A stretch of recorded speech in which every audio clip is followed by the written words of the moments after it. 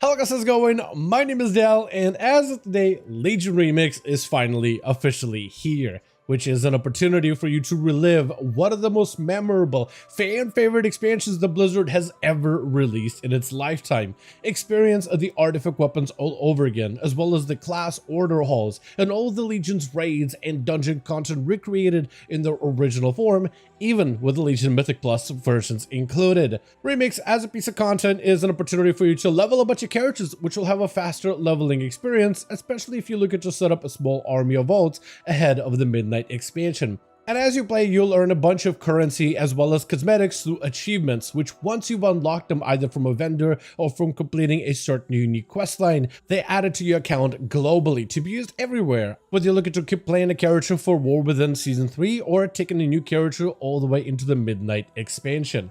With the launch of Legion Remix, I wanted to do a comprehensive content guide going over everything you need to know, from making your first time running character, the intro experience, questing, the new vendor island that you'll want to keep a track of because that'll be the main player hub, how the new currencies work and what you'll spend them on, as well as all of the different endgame and rewards that you can look forward to.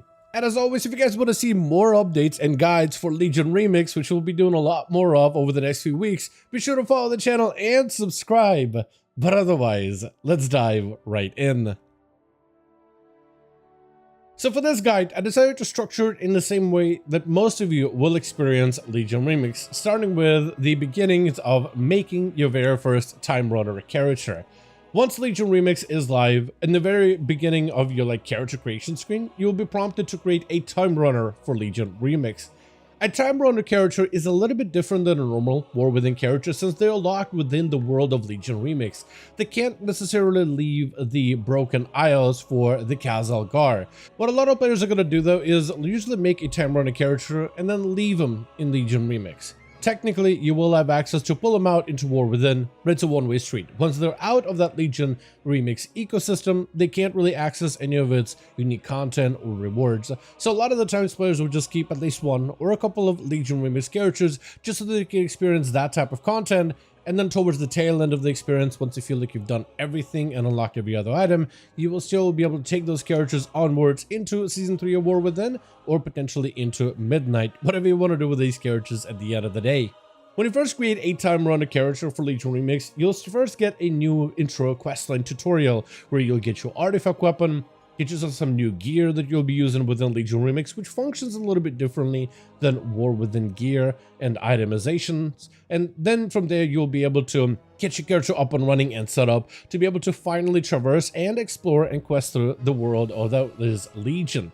Once you do this intro questline on your first character, for any future alts, you will be able to skip this intro experience, so it's not something you'll have to re-experience and trudge through every one of your alts once you've done it on your first main character. From there, you'll shortly be able to visit the new vendor island that's located for Legion Remix, which will be found a little bit north of Dalaran, and this island will be surrounded in this big bronze magic shield, so it'll be fairly easy to see from a distance. This will be your main player hub for Legion Remix. You'll be able to either fly here or use consumables, similar to a Hearthstone, in order to be able to teleport there temporarily. But it'll also is the same item that you can hit again in order to take it back so you can continue leveling and doing dungeons once you're done visiting the place and once you're done doing everything you need there. On this island, you basically will find every type of NPC. This is where majority of the NPCs that will sell all of the Legion Remix cosmetics. But there's also other useful NPCs like Mythic Plus Dungeon NPCs. This is where you'll find your Hero World Tier Obelisk and special assignments. There's also train dummies for you to test out all of your weapon skills from your artifact weapon, as well as a forge where you can scrap all of your unneeded gear into bronze. However, there will also be an extra button available for you to use anytime out in the open world if you're looking to scrap gear for bronze and clear up some backspace while you're out in the field questing within any of the various Broken Isle zones. On the vendor island, you'll also learn about two main important currencies to keep up with for Legion Remix, which is bronze and infinite power. Bronze, very similar to that of Mists of Pandaria, will be used for a lot of the cosmetics. This is the main currency that you'll be able to obtain from either slaying mobs, elites, completing quests, slaying rares, dungeons, raids, and even flying around collecting bronze orbs all throughout the sky, throughout the Broken Isles is another good way for you to be able to earn a ton of bronze. Though I'm sure there'll be some guides on how to farm bronze quickly and efficiently, probably within the first few weeks of Legion Remix releasing. And bronze will be used strictly to buy cosmetics from all the different vendors found on this new NPC vendor island. But then you also have another currency of infinite power, which, very similar to bronze, can also drop from just about everything else like rares, elites, dungeons, and everything else, but it'll be used primarily as a way for you to power up your artifact weapon. So you'll have one currency just for cosmetics and one currency for player power. To use that infinite power on your artifact weapon, you'll just need to shift right-click on your artifact weapon to bring up the AP weapon screen, and then from there you can invest your points into various different weapon nodes. At first, you'll be able to unlock a first set of nodes that give you passive and active bonuses that are all good for every class. And once you unlock the generic traits, then you'll be able to invest into a specialization, either of the Fel, Nature, the Storm, the Arcane, or the Holy, whatever you feel like synergizes with your class the best. And then from there, once you've filled out that whole spec tree all the way to the end, you also have the final node that you can continuously and nearly endlessly keep investing more infinite power into to make your character as powerful as possible and eventually solo everything that you have to offer within the Legion Remix content. So when leveling your character within Legion Remix, there's a couple of things for you to watch out for. The first thing I think you should do is focus on following your Order Hall questline, which is going to be like your class quests and your main player hub, the class hub, for you to keep going back to.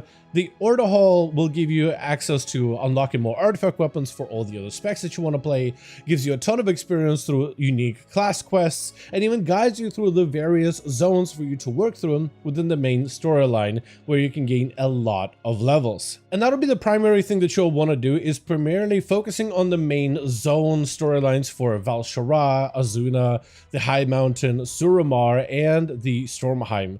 Because once you finish the entire main story quest chain, you actually get a nice bonus to additional experience for your artifact weapon that your main and even feature also will be able to utilize in the future. While you're questing out in the open world, you will also want to frequently visit the Bronze Vendor Island for special assignments, which is a brand new type of quest that you'll be able to complete while exploring the open world or completing dungeons, where you'll be able to get a big burst of experience for passive objectives like slaying demons or flying around collecting bronze orbs, or possibly just leveling up and doing quests.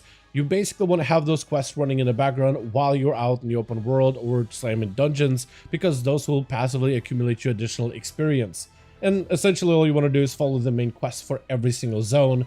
You can do dungeons for questing as well, but usually in most cases it's better to follow the main storyline of an area, because the final story questline for the zone will end with you running a very specific dungeon of that zone in order to gain that additional bonus EXP.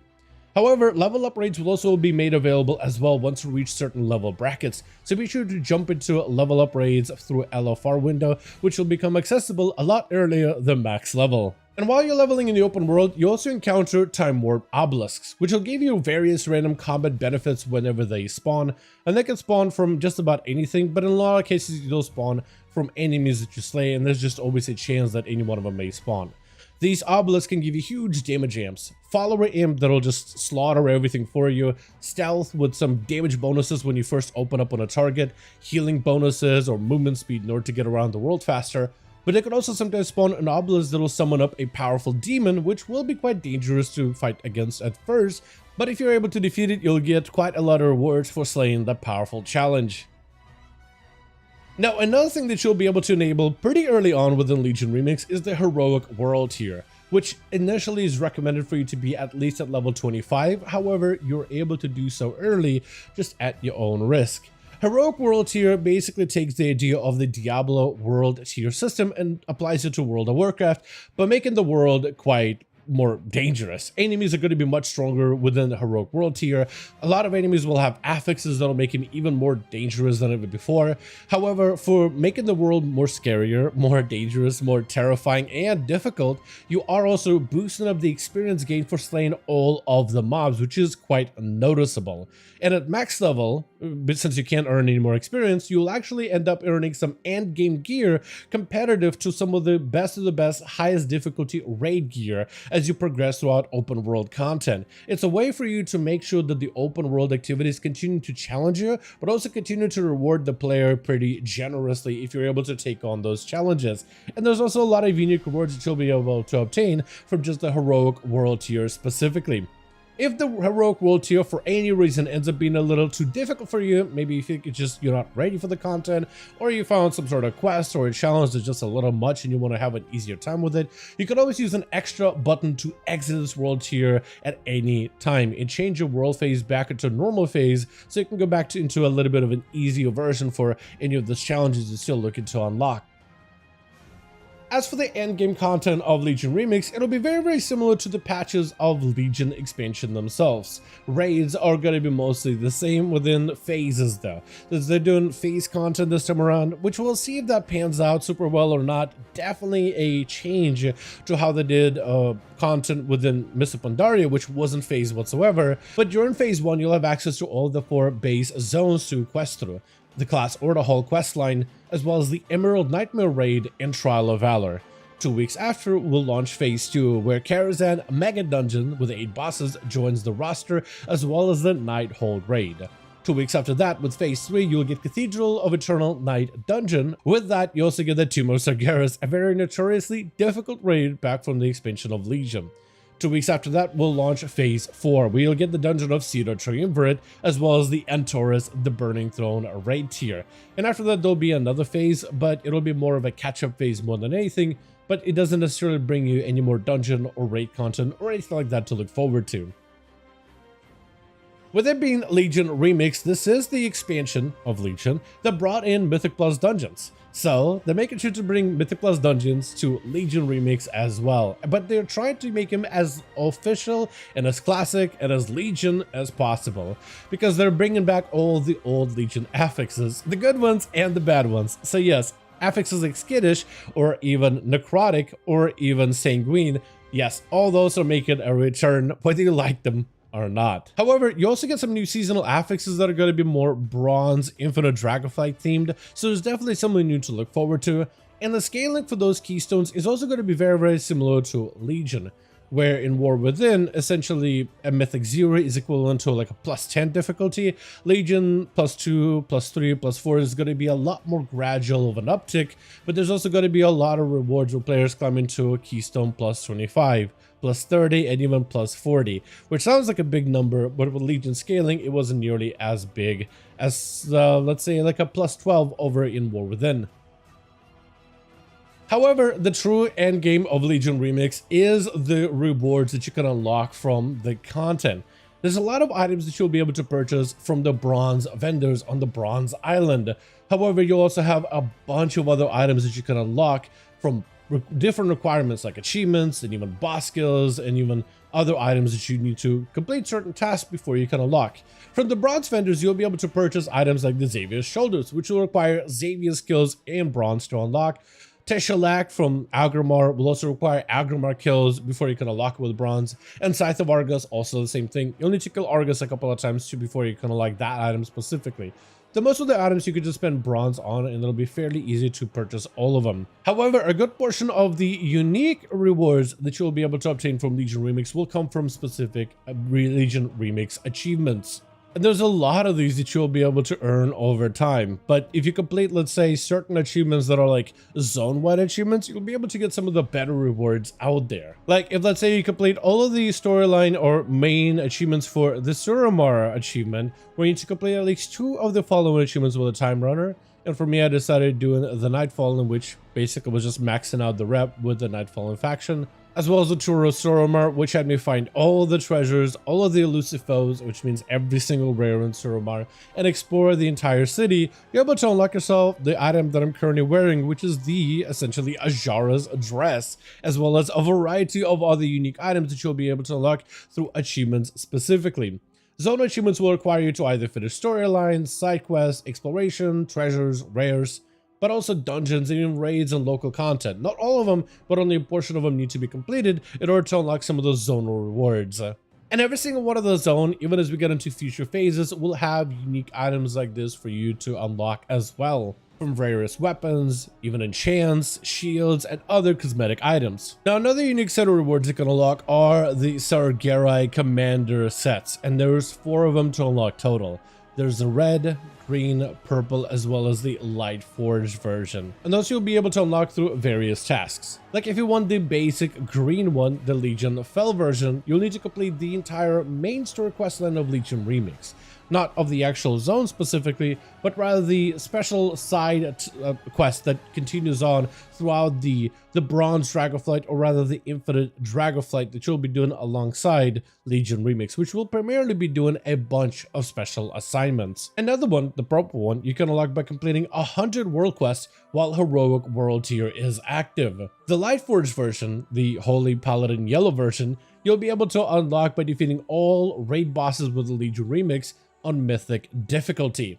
And then of course the red one, the one I'm wearing right now, you'll be able to unlock by completing any Time Worn Keystone on a plus 25 Keystone difficulty, unless they change the requirement, because they have been adjusting that number recently. But last time I checked, it was a plus 25 difficulty, which at some point in Legion Remix you will be able to solo easily. So if you're looking for those unique rewards, you'll have to go to achievements specifically and chase after achievements from the get-go if you're looking to unlock all of those items as early as possible. And all of these unique rewards for Legion Remix, will be able to unlock through achievements only while Legion Remix is active. So when the content is gone and retires, which eventually it's going to have an end because it is a limited time event, all of those rewards will be going away when the event is over. So those are rewards that you should definitely focus on as early as possible. But with that being said, that's going to be everything you need to know regarding getting started with Legion Remix. As always, I want to thank all of you guys so much for watching, and I hope you guys did enjoy this guide video. If you did enjoy it or found it informative, go ahead and give it a like, as it would very much appreciate it, and it helps out the channel, helps it reach a wider audience, so that'll be great. Also, let me know your thoughts in the comments down below regarding this content. Join our Discord community to keep up with all new Legion Remix updates and even Midnight Alpha updates. And as always, I'll see all of you guys in the next one.